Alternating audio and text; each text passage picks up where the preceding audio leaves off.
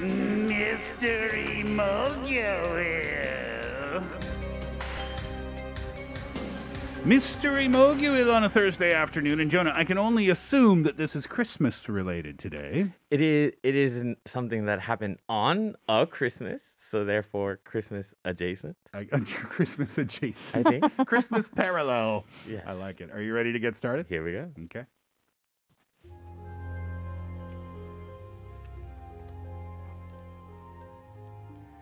At 1:25 a.m. on Christmas 1964 in the English town of Warminster, resident Mildred Head awoke with a start. Her ceiling had come alive with strange sounds lashing at the roof. It sounded like twigs brushing against the tiles and got louder and louder until it reverberated like giant hailstones. Head got out of bed to look out of the window but found nothing there. She did, however, hear another noise. A humming sound that grew louder before fading to a faint whisper. This was the first occurrence of the Warminster Thing.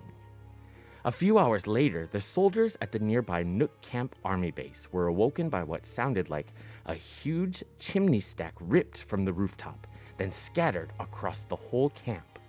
At 6:30 a.m., another couple was stirred by a similar noise. They described it as sounding like the 5,000 tiles on our roof being ripped off and then put back on again with an enormous clatter. At around the same time, Marjorie Bye was walking to church when she was thrown to the ground by the force of savage sound waves. In total, more than 30 individuals reported hearing mysterious noises that Christmas morning, and there was more to come. Strange things continued to happen in Warminster in the new year. In February 1965, an entire flock of pigeons suddenly died. The following month, 3 families heard loud noises coming from above their houses, their roofs and windows shaking with the force. And in June, the Warminster residents began to see unidentified objects flying through the sky. Descriptions of the UFOs vary from person to person, with one describing what they saw as cigar-shaped and covered with winking bright lights, and another like twin red-hot pokers hanging downwards. The unusual events began to receive national attention, and people flocked to Warminster hoping to get a glimpse of the thing. Over the August bank holiday of 1965, an estimated 8,000 people descended on the small town. The following month, when resident Gordon Faulkner claimed to capture a photo of the UFO, the Daily Mirror published the picture, garnering even more publicity for Warminster. Sightings and unexplained noises continued intermittently over the coming years, ranging from a ball of crimson light in the sky to a terrible droning sound that made the witnesses' floor and bed shake. Interest in the mysterious phenomenon remained strong. Today, the town is still regarded by some as the UFO capital of the UK. Though more than 50 years have passed since these strange events began, there is still no decisive theory to explain who or what is the origin of the Warminster Thing. The Warminster Thing. Yes, Wow. Thing. In the beginning of the story, I just thought it was Santa and his reindeer. Yeah, right? Right? Totally what I would think. Yes, exactly. But then it continued on into the following months of the new year, the early months of the new year, which means it definitely was not Santa.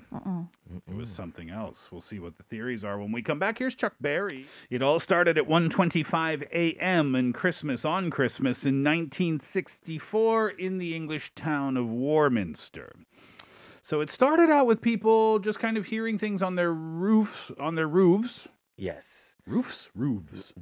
On their roofs? Roofs? Roofs. Pecan.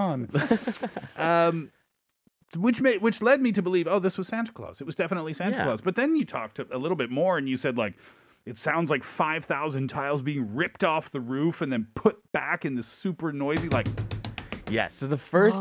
That's not Santa. No. He's Well, much more considerate I than mean, that. Santa could be bigger than we thought. Who knows? Could be. Have heavier feet. But then that was kind of it for the roof stuff, right? Yes.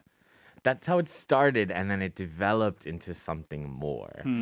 So at first, it started with people's houses being shooketh, Yes. Feels like we shooketh. don't know how to speak English. I know. today, right? and their roofs banging, and then one woman especially, she said she felt like the sound waves were actual hands pushing her down. Right, wow. The sound was so Wow. intense. So then what's the theory then?